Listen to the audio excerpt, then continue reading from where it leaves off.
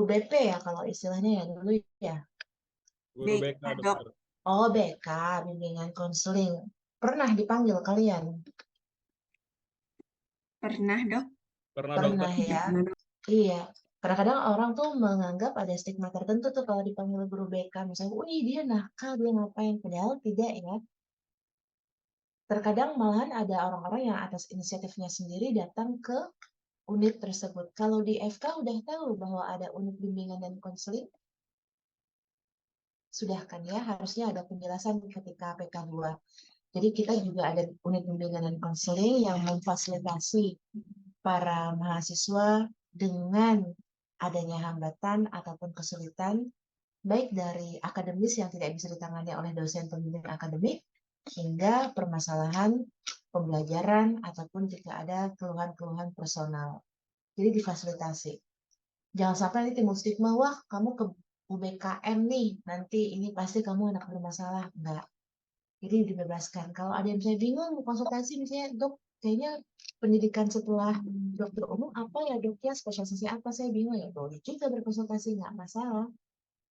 Di UBKM ada banyak tim dokter yang bisa membantu kalian.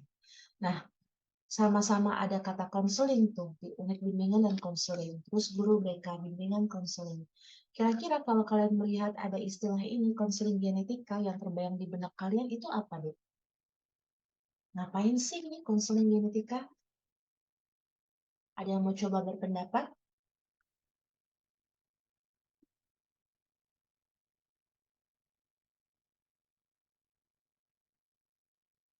Kayaknya ngapain Menurut deh? dokter, Ya, Tania. kalau dari namanya mungkin konsultasi tentang genetika, Hmm? genetika. Konsultasi tentang genetika gitu ya. Jadi kalau kalian tuh misalnya abis kuliah ada yang bingung tanya ke saya tentang genetika, itu konseling genetika juga nggak? Saya izin memberikan pendapat, Dok. Ya, Nuji ya. Sepertinya dokter sudah banyak juga menceritakan tentang konseling genetika di hari-hari kemarin, seperti contohnya mengenai salah satu mahasiswa dokter yang dengan pacarnya memiliki thalassemia carrier, apakah mereka bisa memiliki keturunan berapa persen carrier, berapa persen thalassemia seperti itu, Dok. Hmm. Jadi situasinya ada circumstances yang tertentu yaitu people who seek for help, orang-orang yang membutuhkan pertolongan terkait suatu kondisi yang mereka ingin konsultasikan. Jadi relevansinya pasien dan dokter. Konseling genetika itu adalah suatu proses untuk kita memberikan informasi, memberikan guidance atau bimbingan dan arahan penjelasan terhadap pasien terkait suatu hal yang terkait dengan penyakit genetika.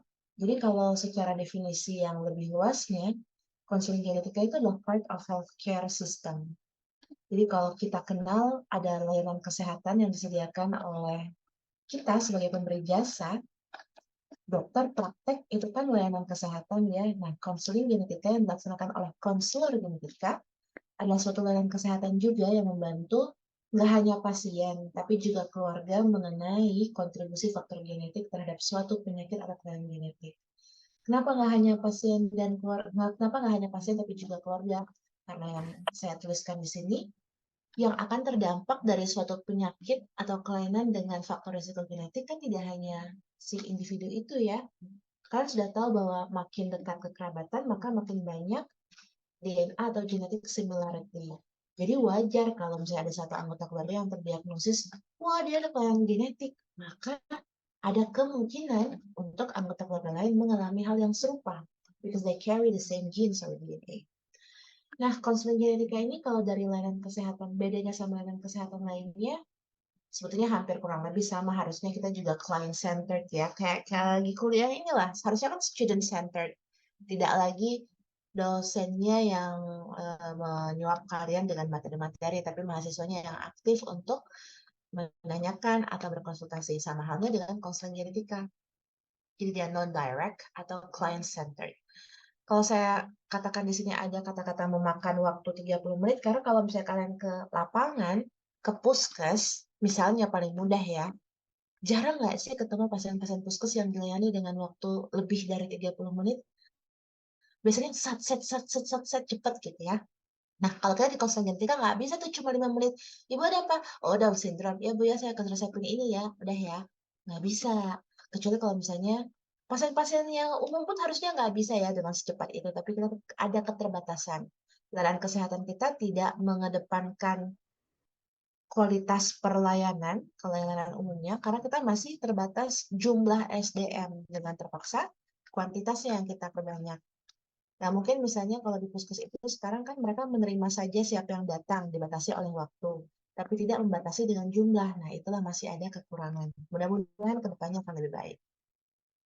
Oke, konseling genetika, apakah cuma sekali aja dok misalnya pasiennya datang? Nah, kita membagi tahapan konseling genetika itu berdasarkan dari kapan melakukan pemeriksaan genetik dan kapan mendapatkan hasil. Sebelum melakukan pemeriksaan genetik, itu ada yang namanya pre-test counseling.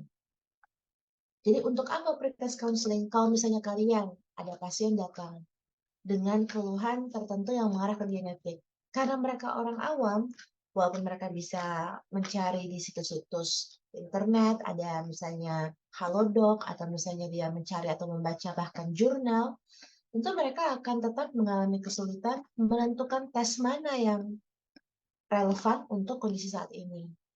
Kita nggak bisa window shopping membeli atau melakukan produk-produk pemeriksaan tes genetik yang sangat banyak, tapi tanpa tujuan yang tepat sasaran. Nah, tugas konselor genetika adalah untuk membantu menjelaskan kepada pasien terkait apa yang mereka saat ini alami, kondisi yang mereka curigai, dan memfasilitasi mereka untuk membuat keputusan yang tepat terkait untuk pemeriksaan apa.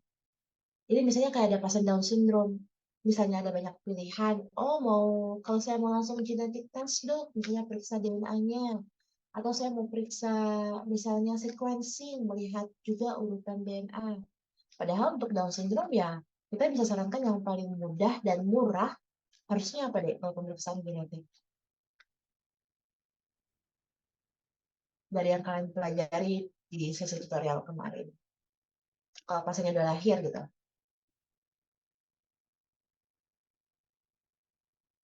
Izin dokter, Ya, itu yang pedigree kemarin, jadi nyusun pedigree. oke, Yang dari ada lagi. Pedigree ya. Ada lagi yang mau berpendapat? Silakan. Terima kasih sebelumnya pendapatnya. Ada Kalau lagi? sudah lahir ya dok, Iya, kalau udah lahir. berarti pemeriksaan fisik.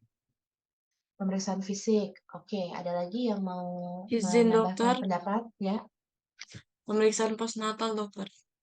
ya, pemeriksaan postnatal apa itu contohnya kira-kira?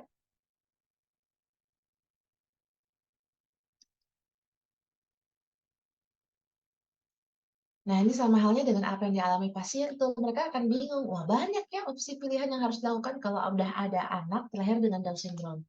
Tapi pemeriksaan apa sih yang dapat membantu mereka untuk benar-benar menegakkan diagnosis bahwa ini Down syndrome? Dan mereka akan tahu bahwa, wah, kemungkinan nanti ini terjadi berulang ke anak saya berikutnya apa? Ada yang tahu? Izin dok, analisis Mungkin dokter, sitogenik. mungkin Tahu. Good. Jadi karyotyping atau analisis sitogenetika atau analisis kromosom. Jadi yang tadi disampaikan bahwa, wah kita misalnya memeriksakan fisik atau kita melakukan pedigree, betul itu wajib juga untuk dilakukan. Tapi tidak untuk benar-benar menegakkan diagnosis. Jadi itu penunjang ya untuk yang si pemeriksaan lainnya. Walaupun kita nggak bisa mengabaikan, itu adalah tahapan-tahapannya, tapi untuk ngegongin bahwa ini Down syndrome sitogenetika. Untuk mengetahui juga bahwa, wah ini Down syndrome tipe klasik, ini tipe yang translokasi, ini tipe yang sensitif dari mana? Kromosom juga bisa dari analisis kromosom. Nah itu contohnya dia sebelum mereka melakukan pemeriksaan, kita konsultasi dulu sama kita arahkan yang ini aja Pak, Bu, udah mereka setuju bahwa oke, kami setuju mau cek kromosom dengan segala konsekuensinya. Konsekuensinya apa? Ya tadi tidak hanya konsekuensi bahwa kita tahu pemeriksaan Down syndrome, jadi ada pemeriksaan lanjutan atau mereka akan tahu mengenai kondisi fisik anaknya.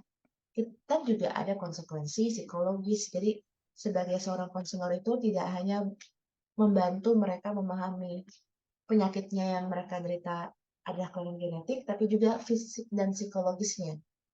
Kalian aja kalau misalnya dikasih tahu sesuatu ada bad news, pasti akan merasa sedih. Nah, konselor juga seperti itu, harus mendampingi. Setelah ada hasil, gimana? Masa kita misalnya ngasih, kayak kalian dapat periksa HB atau periksa di laboratorium, langsung dapat aja, mungkin akan mengalami kesulitan ya untuk memahami. Kalian cuma ngeliat, oh referensi normalnya sekian. Oh berarti aku ini ada kurang nih anemia. Terus coba searching-searching, anemia apa aja ya penyebabnya? Pas dibuka banyak banget, ada anemia defisiensi besi, anemia defisiensi vitamin B, ada karena penyakit kronik. Membingungkan, overwhelming information. Nah, post-test counseling itu tujuannya adalah membantu pasien memahami hasil tes. Kayak tadi saya bilang, kalau orang awam dapat hasil tes, misalnya ureum kreatinin, pemeriksaan fungsi ginjal. Mereka tentu akan meraba-raba tuh, apa ya maknanya. Terus apa nih penyebab-penyebabnya? Apakah pasti saya sakit ginjal kalau ureum kreatinin saya tinggi? Nah, hasil dari pemeriksaan genetik juga wajib dijelaskan. Kita wajib memberitahu apa ini hasilnya dan bagaimana implikasi ke kesehatan baik anak maupun familial impact, dampak ke keluarga. Baru 2 kali itu ya, jadi pasien itu nggak akan datang hanya 1 kali. Pertama untuk sebelum tes, kedua setelah tes, dan berikutnya yang tidak terbatas jumlahnya juga adalah supportive counseling. Banyak pasien-pasien ataupun keluarga-keluarga yang tetap datang untuk berkonsultasi karena apa? Karena penyakit genetik ini kan lifetime treatment ya, lifetime condition juga. Memang begitu udah dewasa, wah dok udah sembuh. Enggak, tetap saja berlanjut. Anak-anak Down syndrome pas sudah dewasa sembuh enggak? Enggak kan, tetap menderita Down syndrome. Nah makanya itu supportive counseling itu adalah suatu counseling yang berkelanjutan, reguler. Mereka mau datang sebulan sekali, mau datang misalnya tiap minggu karena mereka banyak keluhan, ya silahkan. Kita sebagai konselor genetik wajib untuk memberikan pendampingan pada pasien dan keluarganya dan juga memberikan dukungan. Dukungannya juga bersifat salah satunya adalah psikologis ataupun dukungan mental. Lalu udah tahu misalnya, wah ada banyak kali ya jadwal konselingnya ya. Emang apa aja cakupan yang kita pegang sebagai konselor genetik? Banyak, tapi biasanya saat ini masih terfokus di kanker, di rare disease seperti yang nanti kita akan bahas di hari Sabtu, prenatal untuk para wanita hamil dengan keluhan-keluhan hasil temuan USG yang mencurigakan, atau kelainan reproduktif, pasutri yang tidak bisa memiliki anak, atau differences of sexual development yang ambiguous genitalia kayak CAH yang kemarin saya jelaskan. Jadi untuk saat ini yang paling sering saya jumpai sebetulnya adalah kanker, diikuti oleh rare disease dan infertilitas. Untuk prenatal, ini nggak terlalu sering ibu-ibu atau wanita hamil yang memang sadar akan apa yang mereka alami, jadi belum terlalu banyak pasiennya, tapi tetap ada. Salah satunya yang harus digalakkan adalah yang kita bahas di Down syndrome tuh, kita bisa deteksi sejak dalam kandungan. Oke. Ini adalah data yang sangat baik menurut saya, data dari tahun 2018 sebetulnya memang ya. Kalian lihat deh jumlah konselor genetik di seluruh dunia dan khususnya di Asia. Kalian seangkatan aja berapa orang? 250 ya, 240 kan? Hampir kalah di Asia jumlah konselor genetiknya hanya 350. Jadi cukup langka ya kalau dibilangnya profesi ini belum banyak orang-orang yang mengambil jalur sebagai konselor genetik. 350 tersebar di Asia. Asia itu luas, Asia Timur, Asia Tenggara, Asia Selatan. Jadi kalau dibilang apakah SDM-nya terbatas? Betul. Sekarang kita lihat kalau di Indonesia berapa orang? Kurang dari 10 orang. Dari berapa ratus juta penduduk, kita cuma ada kurang dari 10 orang yang praktek. Sekolah untuk jadi konselor genetika ada 1. Sejak tahun 2006 itu ada di Diponegoro, di Semarang. Dan sebetulnya di Asia Tenggara itu sejauh ini yang pertama adalah di Undip. Baru beberapa tahun belakangan ini ada di Filipina dan di Malaysia. Tapi meskipun sudah banyak, misalnya ada 100, kalau asalnya ada 100 lebih alumni, hanya kurang dari 10 yang praktek. Sisanya lebih banyak menjadi saintis. Jadi nggak terlalu banyak nih menjadi konselor genetika. Kalau kita lihat dari sebaran data, kayaknya banyak, tapi kita lihat konsentrasinya kebanyakan itu di bagian Jawa, Pulau Jawa. Yang selebihnya tersebar scatter, tapi lagi-lagi yang praktek hanya 10-an lebih atau kurang dari 10, nggak terlalu banyak. Salah satunya di Sumatera Selatan, ada saya yang juga aktif praktek sebagai konselor genetika. Kalau udah kebayang bahwa wah nggak banyak ya dok ya iya. Berarti kalau misalnya kayak saya di Sumatera Selatan ini, saya juga handle pasien-pasien yang rujukan dari Regio Sumatera. Karena Regio Jawa kan sudah ada teman-teman saya tuh. Nah Regio Sumatera, kebanyakan saya yang handle. Sejauh ini memang pasiennya berasal dari Medan, dari Pekanbaru, dari Bangka Belitung, lalu ada juga dari Jambi, dan ada yang dari Lampung. Karena mereka belum ada konselor genetik di provinsi masing-masing. Terus saya prakteknya gimana? Untuk yang di luar kota ya online. Karena kita ada telekonseling ya dek ya. Ada hikmahnya juga di balik pandemi, sekarang semua hal bisa dilaksanakan dengan teleconference. Salah satunya adalah telemedicine sekarang. Oke, kalau tadi saya judulnya adalah konseling genetika, padahal sekarang seperti yang pernah saya kasih tahu kalian, ada istilah genetik, ada istilah genomik.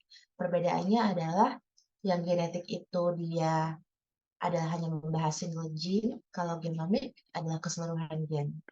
Kalau konseling genetika, seperti halnya istilah yang digunakan genetik, biasanya kita melakukan ini kalau ada indikasi klinis spesifik. Contohnya tadi thalassemia yang paling mudah, thalassemia Down syndrome. Indikasi klinisnya jelas-jelas bahwa ada suatu penyakit genetik. Dan tujuan pemeriksaannya pada pasien-pasien ini biasanya bersifat diagnostik atau bertujuan untuk menegakkan diagnosis. Kalau konseling genomik itu indikasinya lebih luas, tidak hanya indikasi klinis, bisa indikasi sosial seperti yang kemarin disebutkan ada pemeriksaan ancestry atau keturunan, itu indikasinya sosial atas permintaan dari pasien. Hasilnya bersifat apa? Genomik.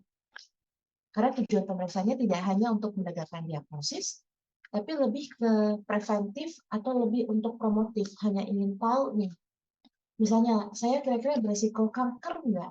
Bisa periksanya menggunakan penelitian, tapi sifat konselingnya itu sangat luas dan tujuan pemeriksaannya bukan karena dia terkena kanker, tapi karena dia ingin tahu apakah akan kanker atau tidak, sehingga bisa melakukan preventive measures.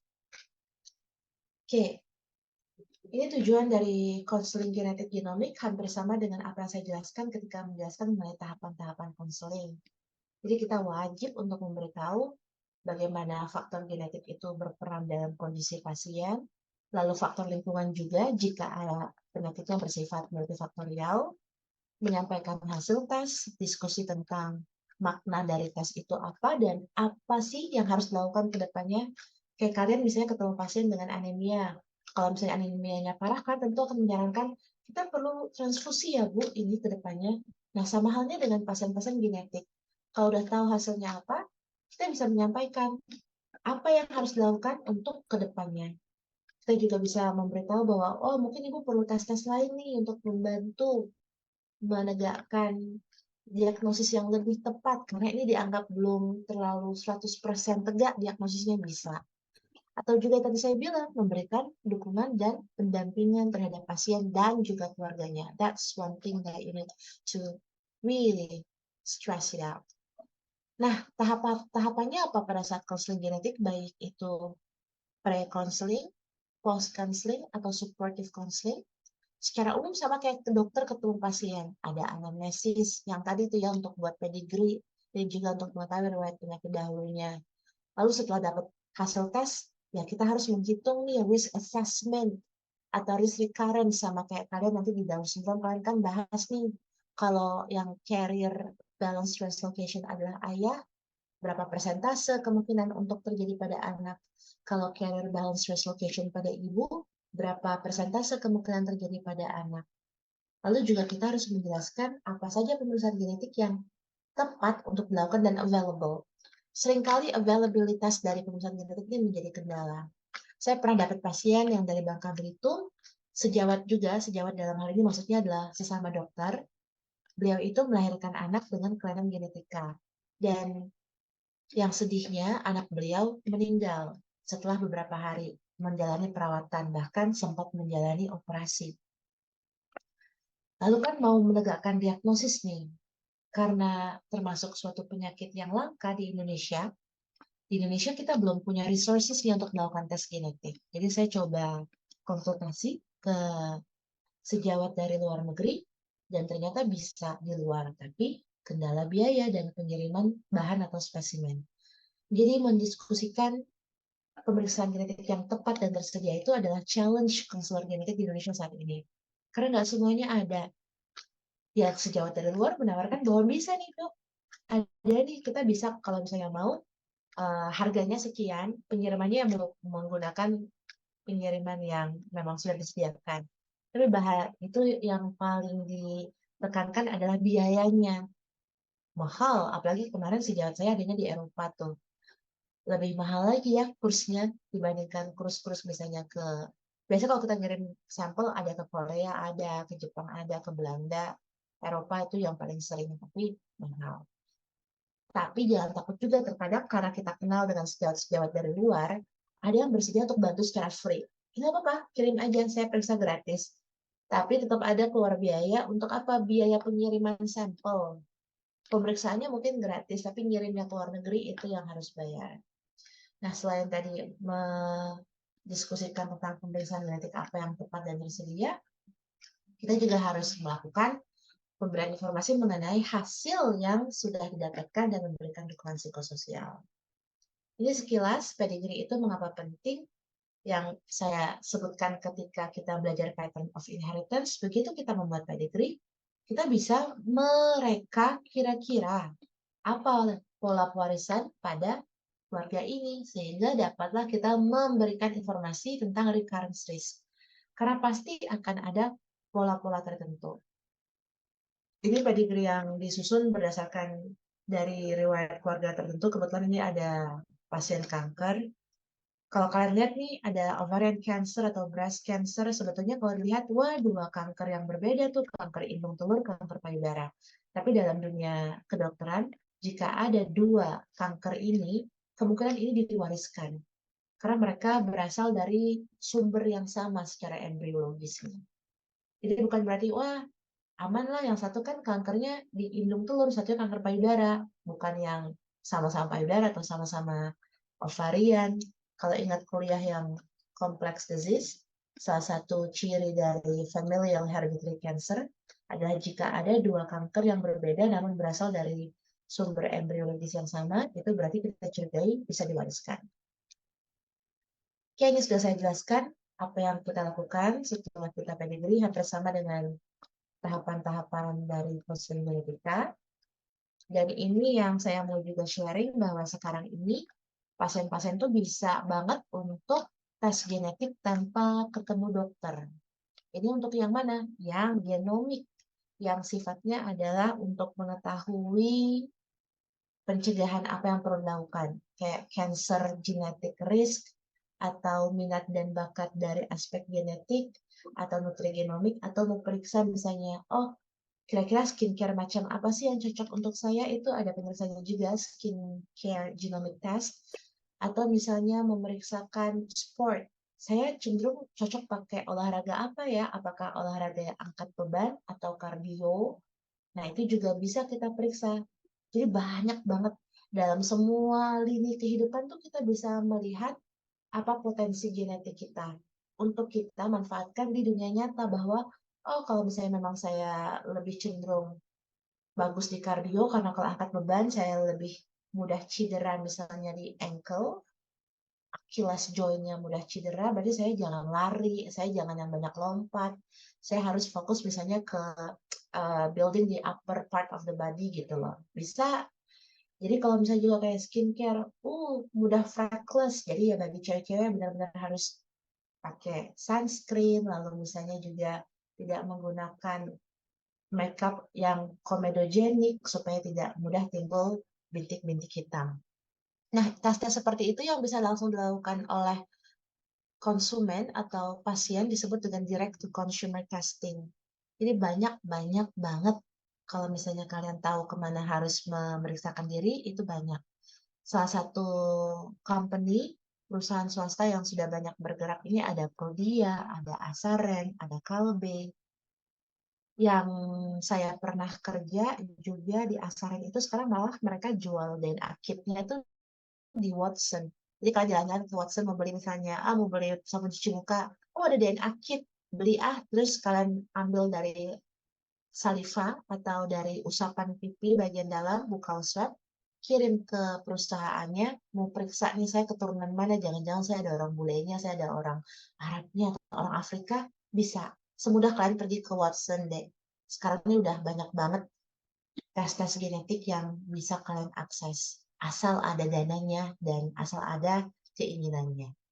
Tapi yang ini kelemahannya adalah tentu kalian pasti setelah dapat hasil ya bingung ya mau kemana nih untuk memahami. Makanya di perusahaan-perusahaan tersebut ada konselor genetika. Salah satunya nanti kalau misalnya kalian emang periksa ya ketemunya saya. Beberapa kali saya juga ketemu nih, oh ada mahasiswa saya yang periksa cancer risk dan ketemunya dengan saya juga. Jadi banyak banget kalau misalnya kalian ada yang tertarik menjadi konselor di kemudian hari, ini adalah profesi yang cukup untuk menjanjikan. Ini adalah alur-alur pemeriksaan genetik dan isu yang terkait. Ini kalau pemeriksaan genetik ya deh ya, kalau pemeriksaan genomik lain lagi. Pemeriksaan genetik itu kalau kita menegakkan diagnosis dan ketemu bahwa ada varian yang patogenik, tentu dampaknya adalah ke keluarga. Dan kita harus memberikan informasi ini ke pasien, tapi kalau pasiennya tidak bersedia kasih tahu ke keluarga, gimana? Jadi banyak lagi isu-isu etik yang berkaitan dengan temuan pemeriksaan genetik.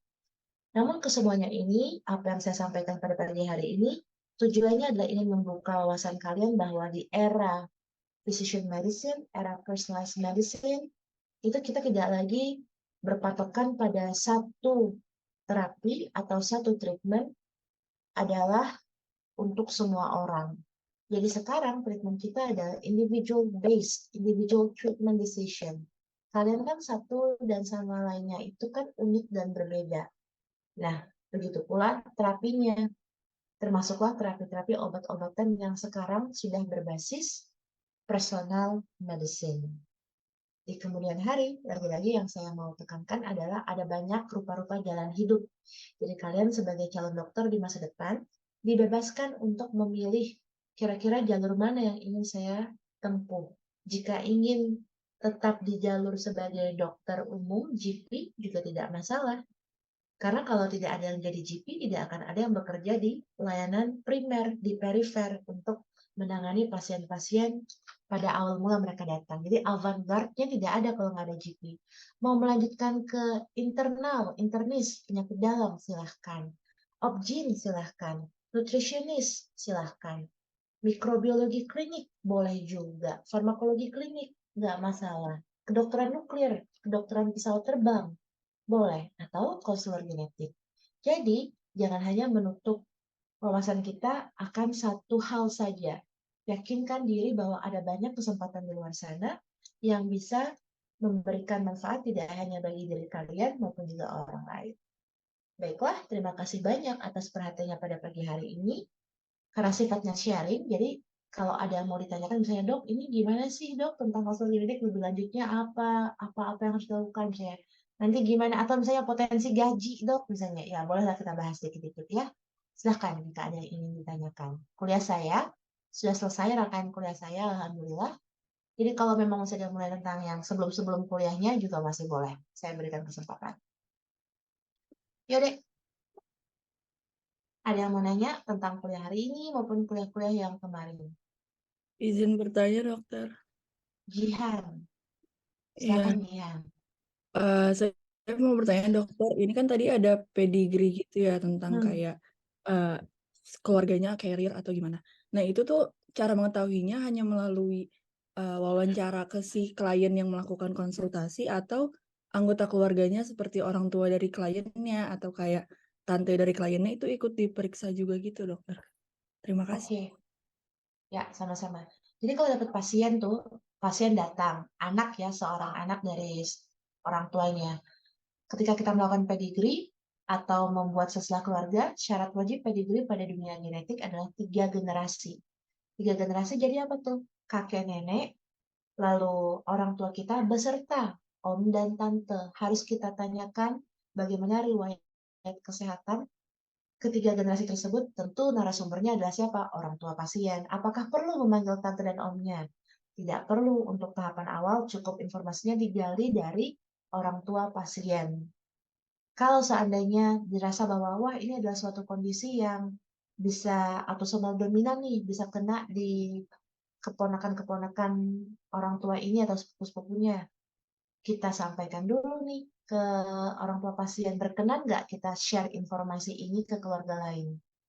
Karena itu kan hak pasien ya, untuk kalian aja misalnya kalian curhat sama temenmu, pasti kan ada mungkin pesan-pesannya, jangan cerita-cerita ke orang lain ya, aku cuma cerita sama kamu, aku cuma cerita sama kamu, jangan kasih tahu yang lain gitu.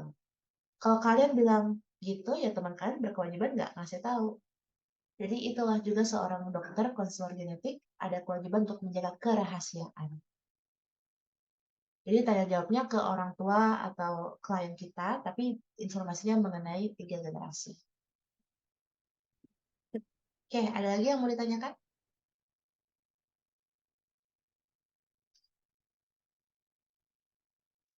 Saya dok, Ya, boleh, silakan. izin bertanya, seperti yang kita tahu tadi untuk konselor genetika ini masih sedikit di Indonesia, lebih tepatnya juga di Sumatera Selatan juga lebih dikit. Nah, yang ingin saya tanyakan itu berapa sih gaji dari seorang konselor genetik? Terima kasih dok. Oke. Jadi kalau misalnya masalah gaji, sebetulnya kalian pernah dengar nggak sih kalau anak-anak internship itu gajinya berapa? Dokter-dokter yang udah lulus terus magang di, bukan magang ya, wajib kerja. Tergantung dari tempat untuk kita bekerja ya, kalau internship ya. Kalau di kota itu setahu saya 3,4 juta. Mungkin terkesan kecil ya, UMR banget ya. Kalau di daerah kecil ya 5-7. Makanya kalau seandainya ada yang masuk FK ingin kaya, sebenarnya tidak terlalu tepat sasaran. Tapi kita, lagi-lagi saya ingin tekankan, insya Allah di dokter itu cukup hidup deh. Cukup hidup dalam artian, kamu mau kemana? Insya Allah ada dananya. Mau ini ada dananya. Mungkin nggak akan berlebihan. Misalnya, wah kayak apa ya, influencer yang jualan kosmetik tiba-tiba jeng jeng jeng jeng bisa punya pesawat pribadi atau apa tuh mungkin enggak. Nah, kalau ditanya gaji konselor genetika, kalau konselor genetika itu sebetulnya prakteknya kan biasanya bisa di swasta, bisa di pemerintah, tergantung. Kalau di rumah sakit pemerintah, tentu kita mengikuti aluran gaji yang ditetapkan oleh Kementerian Kesehatan berdasarkan golongan-golongan. Kalau dari swasta, kita dibayarnya per pasien. Per pasien, kalau saya rate-nya per 30 menit. Jadi 30 menit konsultasi per pasien, ada sejumlah nominal tertentu yang menurut saya cukup. Jadi kalau misalnya kalian pernah bayar konsultasi pasien ke dokter berapa? Pernah ke dokter kan? Pernah nggak nanya orang tua, bayar berapa? Mah, ke dokter tadi, pernah nggak nanya? Pernah tahu nggak? Atau yang orang tuanya dokter, tahu nggak berapa bayar jasa dokter? Nggak pernah berarti kalian ke dokter? Atau nggak pernah ngeliat tagihan, menyerahkan ke orang tua saja? 100.000 sampai 200.000. 100 sampai 200 ya sekali konsul ya. Nah, yang safe to say, fee untuk konselor genetika per pasien di atas itu. Jadi di atas 100 sampai 200.000 per pasien per 30 menit. Jadi kalau ditanya apakah cukup honornya atau fee-nya, ya cukup. Tapi yang tadi ya, tanggung jawab kita juga lumayan besar karena kita memang benar-benar harus mendampingi. Mudah-mudahan bisa menjawab ya Raska, nominal besarannya tidak bisa saya katakan, tapi di atas fee dokter pada umumnya. Terima kasih dok jawabannya. Ya, ya. Ada lagi yang mau tanya? Izin bertanya dokter. Ya, Imam yang kemarin ketemu ya. Iya dokter. Eh, jadi dokter saya pernah lihat di internet sebelumnya. Ada orang itu melakukan semacam tes DNA untuk ngelihat dia ini berapa persen etnisnya, berapa persen dari mana, atau misalkan Timur Tengah 50%, terus Eropa 30% gitu dokter. Nah itu sebenarnya asli nggak sih dok? Benar nggak sih dok? Dan itu Hmm. apa hubungannya suatu etnis seseorang itu dengan urutan basa nitrogen kita sehingga kita bisa mencocokkan berapa persennya gitu dokter? Makasih dokter. Oke, good, good, good, good. Jadi kalau misalnya ditanya real nggak, tergantung referensi yang digunakan oleh perusahaan tersebut. Jadi kalau mereka menggunakan referensinya dari ada data referensi dari seluruh etnis, ya valid. Saya bilang itu untuk pemeriksaan genetika, kalau kita menggunakan alat yang tepat, metode yang tepat, 99% valid. Jadi kalau misalnya nanti misalnya Imam nih cek, wah ternyata kamu tiba-tiba ada Eropanya berapa? 30%. Kok saya nggak boleh-boleh banget sih dok? Ya tadi kan kita belajar bahwa ada alel dominan, ada alel resesif. Mungkin yang gen-gen Eropamu alelnya resesif, jadi nggak keluar, bisa. Terus gimana taunya bahwa oh gen ini atau urutan DNA ini mengisyaratkan bahwa kamu keturunan Eropa, keturunan Asia, keturunan Afrika. Jadi dalam urutan DNA di setiap etnis, kita ada marker namanya, ada penanda. Jadi kalau misalnya di urutan Asia, contohnya ada penanda bahwa mereka pasti akan punya, misalnya contohnya ya, ada adenin di urutan DNA ke-10 misalnya. Itu khasnya Asia. Sementara kalau misalnya yang Afrika ada guanin di posisi nukleotida yang ke-10. Nah, yang kayak gitu yang dilihat pola-pola seperti itu Imam, sehingga bisa dikalkulasi, oh kamu adalah berapa persen ini, berapa persen itu. Kaitannya apa kalau dengan resiko penyakit? Ada, karena penyakit-penyakit tertentu itu ada relevansinya dengan etnis. Misalnya kalau untuk yang etnis Kaukasia, penyakit yang sering terjadi untuk genetik adalah cystic fibrosis. Cystic fibrosis itu adalah penyakit mengenai saluran pernafasan. Kalau ada yang pernah nonton pas kalian SD kali ya, The Fault in Our Star, itu zaman lama banget tuh filmnya. Nah, itu cystic fibrosis tuh. Nah, itu adalah khas pada Kaukasia.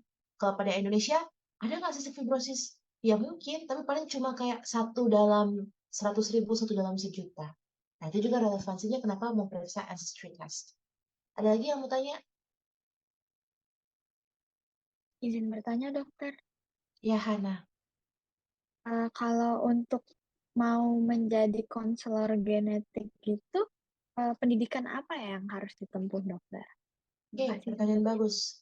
Jadi setelah menyelesaikan pendidikan jadi dokter umum, kan kalian bebas tuh. Mau kemana aja bebas.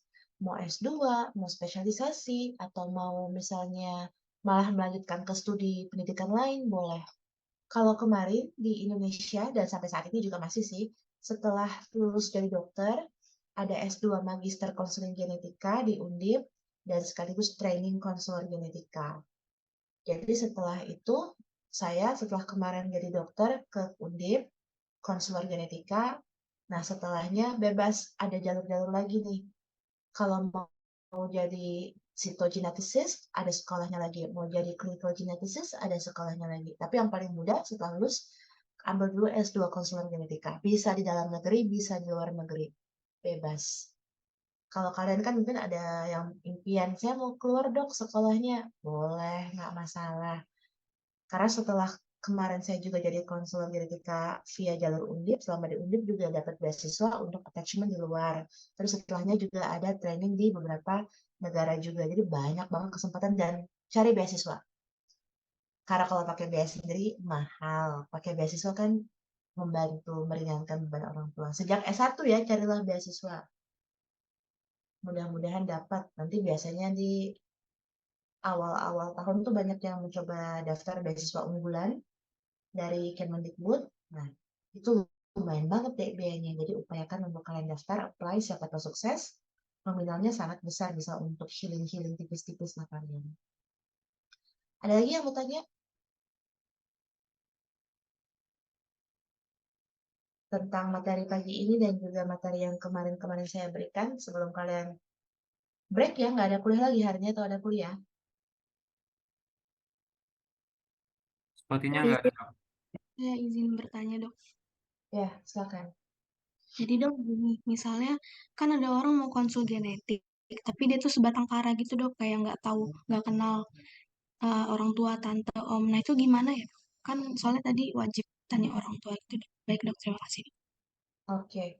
Nah, kalau kondisinya begitu ya saya kira tentu kita nggak bisa memaksakan bahwa, "Oh, kamu cari tahu dulu orang tuamu." Ya nggak bisa. Jadi we will work with what we have. Kalau kita cuma punya pasien tersebut, ya kita akan explore pasien tersebut saja. Toh dia tidak ada familial impact kan yang dia rasakan secara langsung. Dia nggak punya siapa-siapa. Dia nggak punya orang yang untuk dia kasih tahu, "Oh, kamu nanti bakal beresiko juga."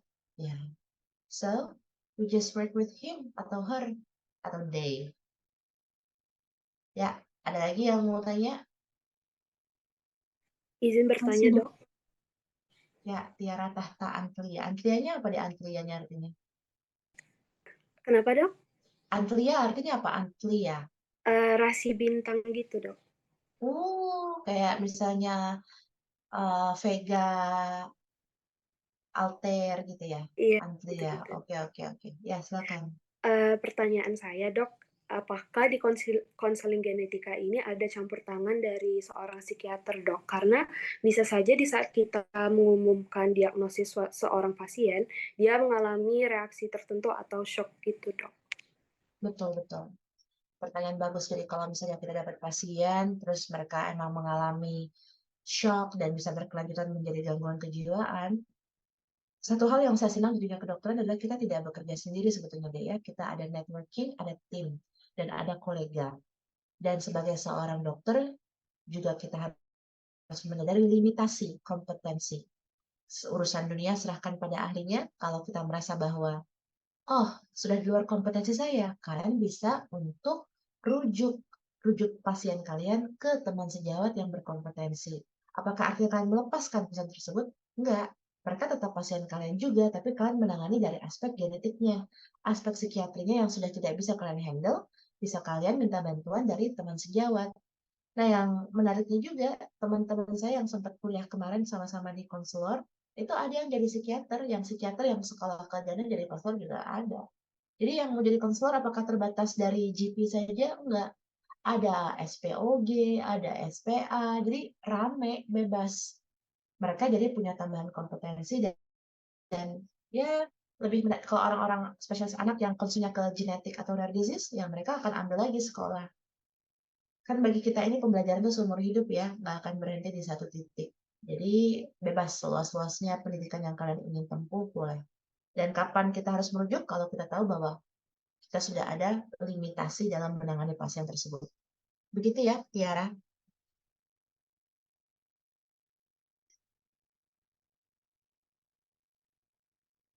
Ada lagi, Dek, yang mau dikonsultasikan atau ditanyakan? Dok, izin nanya, Dok.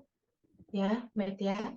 Jadi kan seperti yang dokter pernah jelasin IT kemarin, kalau mutasi kan bukan dari bio atau kimia ataupun fisika saja, tapi ada yang kayak memang secara tiba-tiba atau spontan. Nah itu gimana dok penjelasannya? Atau bisa langsung diterima pasien atau dicari sampai dapat gitu dok? Terima kasih dok. Oke, itu juga menarik tuh. Kalau misalnya dapat, wah ini adalah spontaneous mutation atau de novo ya istilahnya suatu mutasi baru yang ditemukan hanya pada pasien. Tentu kalau kita menjelaskannya bahwa, wah ini tiba-tiba aja Pak, kita nggak tahu. Ya kalau sekedar begitu kan mungkin mereka akan, dokter nih, lah sekolah lama, nggak tahu. Pasti kita akan jelaskan bahwa walaupun ini mutasinya bersifat spontan, tapi memang ada dasar-dasar molekulernya. Misalnya ada perubahan terjadi ketika pasangan basa itu ditempelkan satu sama lain. Kenapa tuh? Kemungkinan ada error yang terjadi akibat apa? Errornya ini bisa jadi, Pak, memang terjadi karena enzimnya tidak berfungsi secara betul. Lalu ketahuinya gimana bahwa enzimnya tidak berfungsi secara betul? Kita periksa gen. Apakah ada memang mutasi di enzim tersebut? Nah, tapi lagi-lagi kalau kejar-kejar, misalnya, kenapa dok bisa kok mutasi enzim? Nah, itu baru kita bisa mentok bahwa memang dalam dunia ini, dalam dunia kedokteran, ada hal-hal yang tidak bisa kita jelaskan mengapa itu terjadi. Balik-balik lagi, kalau kita kembalikan ke agama, kun fayakun tadi ya, tapi penjelasannya memang nggak mungkin sebatas bahwa, nggak tahu Pak, memang baru aja. Nggak, kita wajib menjelaskan secara detail mekanisme yang terjadi. Sesuai dengan tingkat pemahaman pasien ya, Met ya. Jangan pula kalian menggunakan istilah-istilah yang menjelimet, pasiennya nggak ngerti. Jadi kalian harus memastikan informasi yang disampaikan itu bisa diterima dan dipahami. Gitu ya, Met ya. Banyak kok memang yang pasien-pasien yang de novo. Beberapa pasien menyikapinya dengan alhamdulillah, karena nggak diwariskan. Beberapa pasien tentu menyalahkan dirinya. Kenapa? Kok bisa di anak saya? Kenapa? Nah, itu ada. Jadi akan berbeda-beda untuk penanganan kita ke masing-masing pasien. Ada lagi, Dek, yang mau didiskusikan atau ditanyakan? Kasih dok. Ya, Izin ada dokter, atau selesai? saya izin bertanya. Ya, Iqbal. Oke, sebelumnya mohon maaf dokter kalau pertanyaannya agak di luar kuliah kita. Namun saya izin bertanya dokter. Kemarin itu kan kita ada membahas dari kuliah dokter itu mengenai faktor nurture atau lingkungan yang menjadi faktor yang juga mempengaruhi hal-hal genetik dari seorang individu. Semisal kemarin itu kayak sifat dari seorang individu juga terpengaruh dari lingkungannya. Nah, saya kemarin itu sempat membaca dokter mengenai epigenetika. Namun sebenarnya saya kurang paham mengenai epigenetika ini. Tapi yang dari yang saya baca itu, saya mengambil kesimpulan kurang lebih artinya adalah epigenetika itu suatu pola perubahan fenotip, namun tidak merubah DNA sequence. Nah, pertanyaan saya itu mengenai hal ini, apakah yang dimaksud dengan faktor nurture tadi itu berupa epigenetika ini, dokter? Kayak gimana ya? Ibarat itu ada eksperimen semisal tikus yang ekornya dipotong seperti itu, sehingga pada keturunannya diharapkan genetik yang dibawa itu tikus tanpa ekor demikian. Nah, saya juga teringat jadi sama teori evolusi yang Lamarckian itu dokter, yang makhluk hidup itu keturunannya itu akan beradaptasi sesuai dengan kebutuhan. Semisal kemarin itu kan ada yang apa tuh namanya? Semisal ada jerapah yang leher pendek, leher panjang. Nah, kalau leher pendek dia tidak bisa beradaptasi karena perubahan pola itu, maka akan menghasilkan keturunan yang cenderung leher panjang agar bisa beradaptasi tadi. Nah, apakah ini yang dimaksud dengan faktor nurture tadi, dokter? Terima kasih. Iya, terima kasih Iqbal. Rajin ya membaca ya. Emang sih kalau ngeliat muka-muka Iqbal ini anak-anak pinter gitu ya. Kan kadang-kadang kita bisa lihat ya dia ya bahwa, oh caknya pinternya anak itu. Dari tampakannya aja, padahal nggak boleh ya judge the book by its cover. Kalau misalnya ditanya, pertama saya jawab satu dulu, apakah faktor nurture itu dia diwariskan atau bisa mempengaruhi genetika kita melalui mekanisme epigenetik? Ya, secara teori dan juga sudah terbukti melalui pemeriksaan-pemeriksaan dengan hewan coba yang tadi tikus yang Iqbal bilang, terbukti memang. Saya udah pernah cerita juga kan kemarin yang ada tikus dialirkan listrik dengan cherry blossom, ternyata life experience-nya itu terbawa ke keturunannya. Lalu benar penjelasan Iqbal bahwa kalau epigenetik itu DNA-nya, susunan nukleotidanya tidak berubah, tapi yang berubah adalah metilasi, penambahan gugus metil di untaian DNA atau perubahan protein histon. Ingat ya bahwa DNA kan berkaitan dengan histon. Nah, histon yang berubah maka akan bisa berubah juga ekspresi gen. Itu epigenetik. Dan memang dia semua yang kita alami, yang saya juga cerita kemarin tentang deja vu, tentang yang si assassin itu, yang game itu, bahwa kalau kita menjalani hidup akan banyak pengalaman hidup dan itu bisa terekam jejaknya melalui epigenetic mechanism. Lalu kalau misalnya bisakah nanti epigenetic mechanism ini mengubah fenotip seseorang? Jawabannya bisa. Dan apakah lama-kelamaan perubahan ini bisa mengarah ke evolusi ya? Evolusi ya Iqbalnya itu ya. Kayak misalnya perubahan leher panjang, leher pendek menyesuaikan dengan lingkungan sekitar. Bisa juga, tapi butuh waktu yang tidak sebentar. Tadi yang saya pernah jelaskan, duplikasi kromosom itu juga adalah cikal bakal evolusi juga. Karena ada perubahan-perubahan ekspresi gen. Mutasi-mutasi atau perubahan-perubahan DNA yang terjadi pada tubuh kita, selain dia bisa menyebabkan terjadinya penyakit, di video yang saya share kemarin ada yang bersifat beneficial. Beneficial itu adalah untuk evolusi. Jadi kalau kita saat ini menjadi manusia yang misalnya bulunya lebih sedikit, kalau ingat kalian pelajaran sejarah zaman dulu, Homo sapiens bulunya banyak banget ya yang zaman dulu tuh, yang Homo Neanderthal, semua tubuhnya berbulu. Tapi sekarang nggak ada tuh yang berbulu-bulu banget, nggak ada kan?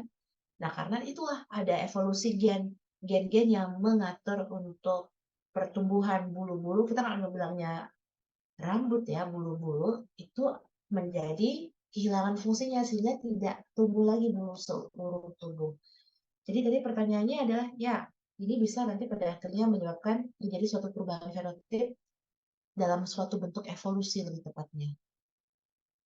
Dan epigenetik ini menarik banget ya Iqdal ya, masih menjadi pembahasan apakah betul nih, terutama emotional trauma diwariskan ke anak-anaknya. Misalnya orang tuanya ada fobia terhadap apa diwariskan ke anaknya, atau preferensi sesimpel saya suka orang atau saya suka cowok yang gini-gini, apakah itu diwariskan dari ibu saya, dari nenek moyang saya. Saya suka warna pink, apakah diwariskan juga? Apakah kita ini adalah kita dengan free will, ataukah kita ini adalah kumpulan dari traits yang diwariskan dari nenek moyang? It's a really good thing to consider. Karena kan selama ini selalu merasa, oh saya unik, saya adalah berbeda, stand out. Padahal sebetulnya mungkin apa yang kita punya adalah warisan dari yang sebelum-sebelumnya. Gitu ya, Iqdal? Iya, terima kasih dokter. Sebenarnya kemarin saya bingung karena ini kan saya mempelajari tentang kedokteran, namun bacanya lebih ke filsafat. Kenapa? Jadi ya itu saya ingin bertanyakan itu. Terima kasih dokter atas jawabannya. Iya, ya jangan lupa ya, filsafat itu tidak lepas dari dunia kedokteran. Kalian belajar nggak ya filsafat kedokteran? Belum ya? Kan ada filsafat kedokteran, ada etika kedokteran. Ilmu kedokteran ini kan science and art. Jadi betul-betul kalau kita mencoba merenungkannya dengan hati dan pikiran, itu banyak sekali yang bisa kita dapatkan. Dari yang contoh aja kayak DNA, mechanism repair, kalau kalian renungkan, wah, maknanya dalam sekali ya, bahwa kita ini sendiri yang saya suka gunakan kemarin istilahnya, we are our own savior. Kita sendiri adalah penyelamat diri kita. Karena di dalam tubuh kita udah ada mekanisme perbaikan loh. Coba kalau nggak ada mekanisme perbaikan, dikit-dikit sakit lah kita, dikit-dikit mutasi, wah kanker A besok kanker B. Enggak lah, karena kita sudah bisa ada mekanisme dalam tubuh yang membantu proses sehari-hari, maka kita adalah our own savior. Atau kalau kalian misalnya merasa bahwa saya sendirian, saya nggak ada teman, ingat ada banyak sel dalam tubuh kalian, miliaran sel yang lebih banyak dari jumlah bintang di langit yang sejauh ini kita pelajari. So you're not alone, you are with your own cells living this life. Ada lagi yang mau ditanyakan, Dek? Izin bertanya, Dok. Ya, Jordi. Dok, kalau misalnya kan ada pasien, dia ini terkena Down syndrome. Dia kayak mau dapat terapi gitu, Dok. Tapi dia ini keluarganya kayak miskin gitu, Dok. Jadi gimana itu? Itu juga suatu pertanyaan yang menjadi dilema bagi kita sebagai tenaga kesehatan ya. Banyak banget deh, bukan hanya 1-2 kalian menemukan nanti pasien-pasien yang tidak mampu dan rasa ingin membantu kalian tuh kemanusiaan itu sangat-sangat tersentuh. Tapi kebayang nggak kalau setiap pasien yang nggak mampu kita harus merogoh kocek sendiri?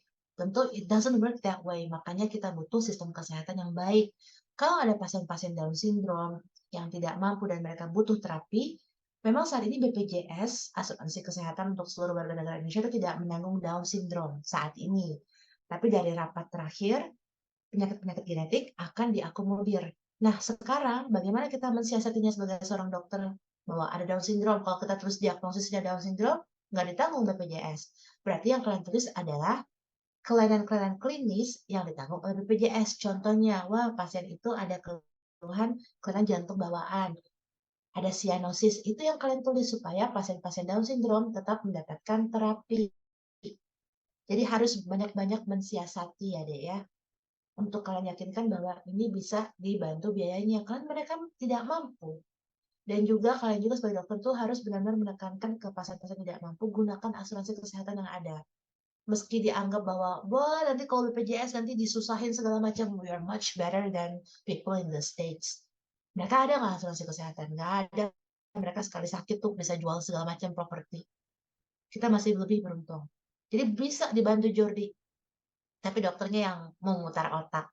Ketika nulis diagnosis, ya tulislah misalnya dia ada kerentanan dengan saluran pencernaan kan ya. Boleh buat gastroenteritis dengan dehidrasi.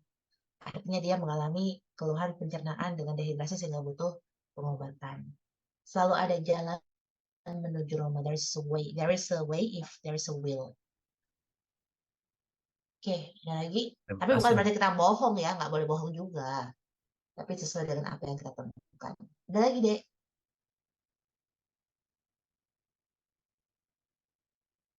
Ada? Habis? Kalau sudah habis, terima kasih Maaf banyak. dokter. Ya, Arsyanti. Izin ya dok. Saya ingin bertanya, jadi kemarin itu saya sempat ketemu kasus namanya Dowi syndrome, Dok. Jadi kalau dari yang saya cari-cari dari jurnal, dari artikel sama dari situs, saya mendapat penjelasannya lebih ke penjelasan secara psikologis atau secara mental. Tapi saya belum menemukan sampai saat ini penjelasan secara medisnya atau kelainan genetiknya. Tapi kalau dari karakteristik ciri-ciri fisiknya itu dia tampak seperti Dobby yang ada di Harry Potter, Dok. Jadi kayak kepala kecil dan perilaku atau sifatnya yang lebih apa ya, lebih liar lah. Nah, sebenarnya pertemukan itu kebanyakan atau mungkin yang baru diekspos aja kali ya, Dok, itu di sekitar mungkin negara Cina, Dok.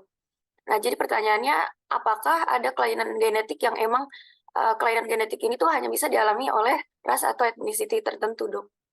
Oke, ini menarik banget. Jujur saya sendiri belum pernah mendengar tentang Dobby syndrome di dunia genetika saat ini. Kita belum pernah tuh ngebahas ada Dobby syndrome. Tapi kalau misalnya memang ada yang ngebahas bahwa ada temuan genetik yang karakteristiknya mengarah ke Dobby, it could be a new genetic disease yang baru ditemukan. Bisa jadi, karena kan dunia kedokteran kan berkembang ya, deh ya. Kalian sekarang bisa mikir bahwa kok banyak banget yang depresi, bukan karena sebetulnya orang depresi itu makin banyak, tapi bisa jadi karena saat ini orang makin aware bahwa ada tuh kejadian depresi. Nah, Dobby syndrome ini mungkin saat ini orang makin aware bahwa ada genetic diseases yang terjadi di sekitar kita, sehingga kalau ada orang aneh, jangan-jangan ini ada sindrom genetik nih. Tapi karena nggak tahu itu apa, dinamainnya lah dengan tampilan fisik yang menyerupai karakter di film. Kan paling mudah ya ngomong misalnya, oh, Dobby syndrome, kayak Down syndrome. Namanya apa ya? Oh ya, dari nama penemunya aja lah, si Bapak Down. Robert Down kan, Down syndrome. Ini ketemunya, oh kayak Dobby syndrome. Terus pertanyaannya kedua adalah, apakah ini mungkin terjadi hanya di etnis tertentu? Mungkin banget, seperti yang saya bilang. Kita sebagai etnis tertentu punya ciri khas genetik tertentu. Dan konsekuensinya, punya kemungkinan menderita penyakit tertentu yang memang hanya terjadi di etnis kita. Jadi saat ini saya belum pernah dengar Dobby syndrome itu penyebab mutasinya apa.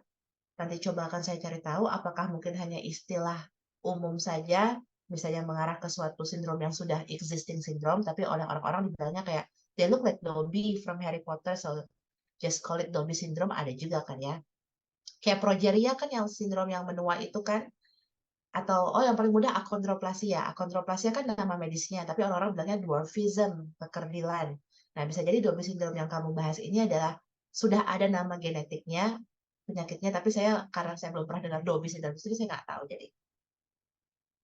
Oke, ada lagi Dek yang mau Terima tanya? kasih, Dokter. Ya, sama-sama. Izin bertanya dokter, mungkin nih terakhir juga. Jadi saya punya temen, dia itu rahimnya terbalik. Dan setelah saya tanya ke dia, ternyata kakaknya, kalau nggak salah, kakaknya juga rahimnya terbalik. Dan itu berdampak kepada kondisi dia saat menstruasi. Dia saat menstruasi itu bisa sampai muntah-muntah, terus bisa bener-bener seharian itu cuma di kasur aja karena bener-bener nggak kuat ngapa-ngapain. Dan kalau itu sendiri, menurut dokter, apakah ada hubungannya dengan si kelainan genetik tadi? Dan ini kan dia mungkin dari kecil ya, jadi bisa, apakah ini termasuk ke dalam congenital abnormalities juga? Dan kalau misalnya iya, kira-kira itu dari atas-atasnya tuh kira-kira gara-gara apa tuh dok? Gitu dok. Terima kasih Oke, dok. ya. Jadi kalau misalnya membahas tentang posisi uterus itu memang ada tuh retrouterus atau anterouterus. Uterusnya tidak terletak pada posisi yang seharusnya. Penyebabnya apa? Penyebabnya tentu ada kelainan dalam timeline embryogenesis ya. Kan setiap pembentukan organ itu ada waktu periode-periodenya. Nah, di dalam masa-masa periode pembentukan uterus, ada kesalahan signaling atau kesalahan pensinyalan sehingga letaknya geser nih. Penyebabnya apa? Nah, itu yang banyak sekali sebetulnya. Apakah dalam faktor risiko dari ekspresi gen yang mengatur embryogenesis uterus? Bisa. Atau dari faktor-faktor gen-gen lain yang organ-organ di sekitar uterus sehingga dia bergeser posisinya. Kalau dibilang apakah ini kelainan kongenital, kalau kita kembalikan ke definisinya, kelainan kongenital adalah kelainan struktural atau fungsional.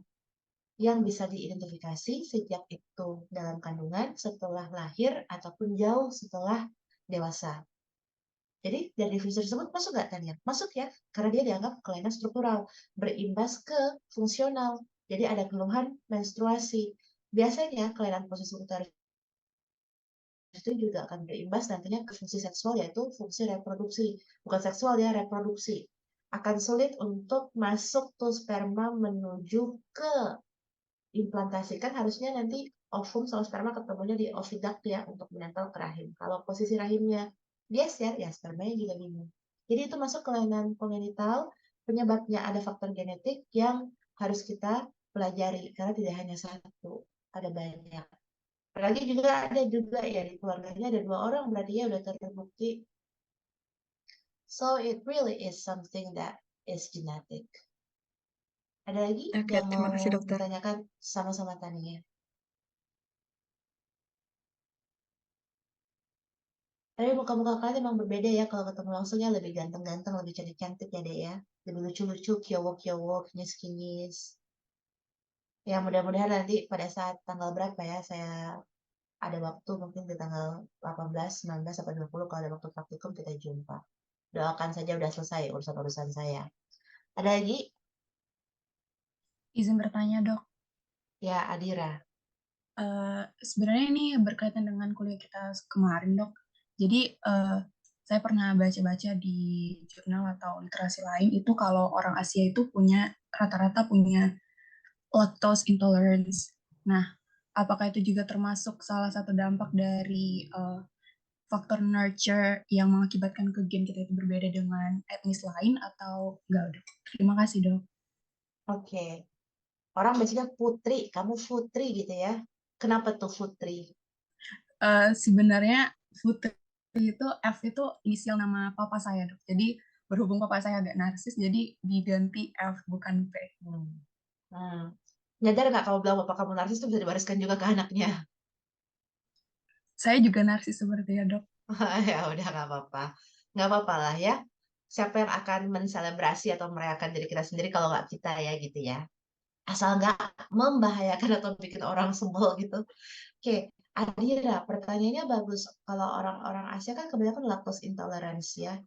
Kita kalau minum susu dikit mencerut. Apakah itu karena faktor nurture? Misalnya orang-orang zaman dulu itu kan kita miskin, nggak punya akses beli susu sehingga ketika minum susu nggak biasa. Nah, itulah contoh dari epigenetic mechanism yang juga memungkinkan mungkin ancestor kita itu dia nggak terbiasa dengan paparan susu.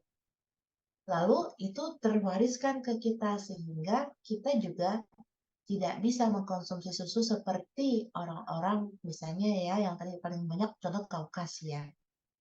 Ya, bisa jadi faktor nurture yang menyebabkan terjadi perubahan ekspresi gen.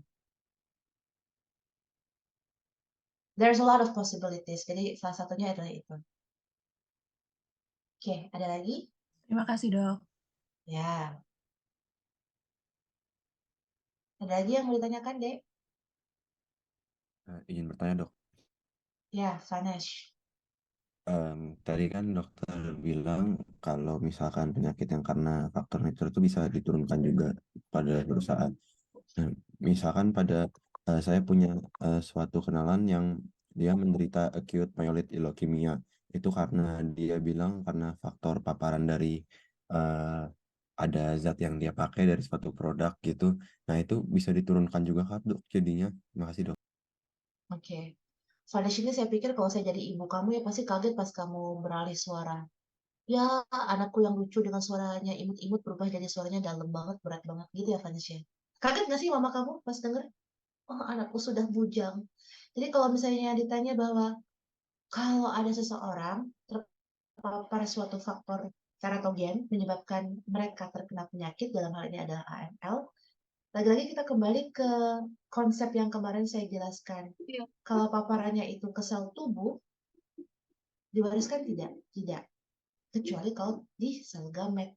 Jadi kalau dia mengalami AML, tapi AML itu sepengetahuan saya tidak dari paparan exposure environmental risk, lebih ke genetik sepengetahuan saya ya.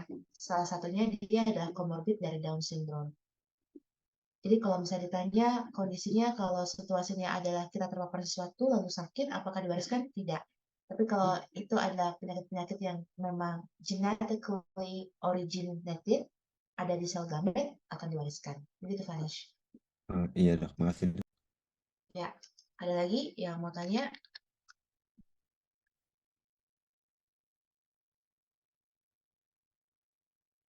Izin bertanya dokter, Ya, kan Huntington disease itu biasanya umurnya tidak panjang. Nah terus biasanya dia diwariskan kan dokter.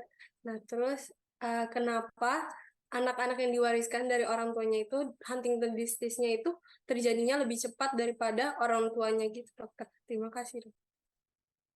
oke. Huntington ini sudah pernah saya sebutkan ya, kenapa dia di anak-anaknya tuh lebih cepat terjadi dan lebih parah, karena dia pola warisnya antisipasi ya. Orang tuanya misalnya punya repeatnya cuma 10, anaknya punya 20. Yang seperti itu kemarin penjelasannya Zakia. Makanya dia anaknya jauh lebih parah dan onset atau awal mula terjadi penyakit lebih cepat.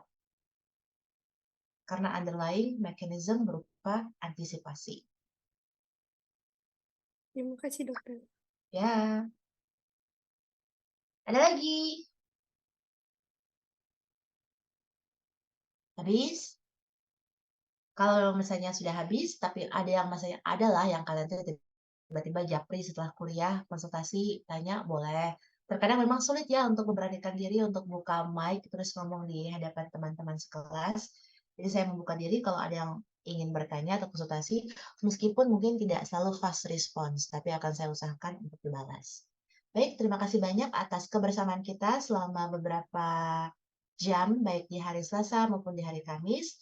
Mudah-mudahan bisa untuk terus berinteraksi ke depannya dan bisa menjalin silaturahmi karena hubungan ketika menjadi dokter itu kan tidak sebatas ketika kuliah ya. Besar harapan saya walaupun udah lulus, masih tetap kita bersilaturahmi sebagai teman sejawat nantinya, bukan lagi saya sebagai guru dan dosen. Amin. Jadi saya harap kalian semua bisa menerima ilmu yang diberikan dengan baik. Mohon maaf kalau selama interaksi dengan saya bahwa banyak banget dokter Siska ngoceh tentang harus datang tepat waktu, tentang bagaimana perilaku dalam kita belajar bersama. Insya Allah niatannya adalah karena saya tidak hanya ingin transfer ilmu, tapi juga transfer values, nilai-nilai kehidupan. Saya bukan hanya sekedar guru yang oke, transfer ilmu selesai, yang penting saya udah ngajar, enggak.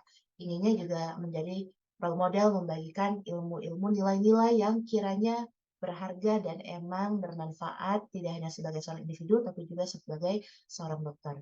Ambil yang baiknya, karena saya juga banyak flaws, banyak juga kesalahan. Jangan dilihat yang salah-salahnya, oh dokter Zisco tuh kan orangnya gini-gini. Ya udah, maklumi saja bahwa I don't carry hello above my head all the time. Jadi saya banyak salahnya juga, sehingga saya sadar saya butuh minta maaf ke kalian. Mohon maaf lahir batin, semoga bermanfaat apa yang saya bagikan, semoga nilainya juga maksimal di blog ini, maupun juga nanti di kehidupan sebagai seorang dokter, kalian bisa membantu pasien, membantu keluarga, dan membantu diri sendiri dengan baik. Assalamualaikum warahmatullahi wabarakatuh. Selamat liburan ya, Dek. Silakan kalau aku mau ke mall. Mall buka jam 10 kan? Iya dok. Sabtu Makasih ya. dokter. Oh iya, Sabtu yang nggak offline, mohon untuk online. Ya sebetulnya memang tidak wajib dari prodi, tapi lagi-lagi ini adalah kesempatan untuk memperkaya ilmu. Siapa tahu, bukan bilang bahwa ambis ya, tapi kalau misalnya mau belajar, mau ketemu teman-teman, kenalan, siapa tahu ketemu jodoh di sana. Nggak tahu kan ya, ada banyak orang tuh di sana, ada kakak-kakak tingkat juga, ada orang-orang dari fakultas lain. Ya, bolehlah kalian perluas silaturahmi, memperpanjang umur. Assalamualaikum warahmatullahi wabarakatuh. Makasih dok. Salam Tidak. warahmatullahi wabarakatuh. Makasih dok. Iya.